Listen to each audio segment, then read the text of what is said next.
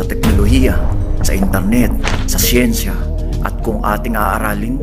kung ano nga ba ang tunay na kapanganakan ng Panginoong Hesukristo, ay tiyak magugulat ka sa katotohanan. Ipasintabi muna natin ang siyensya, online resources, encyclopedia, at marami pang iba't iba pang mga gawa ng mga sinaunang tao na makakapagpatunay the true identity of Jesus Christ. Unang-una sa lahat,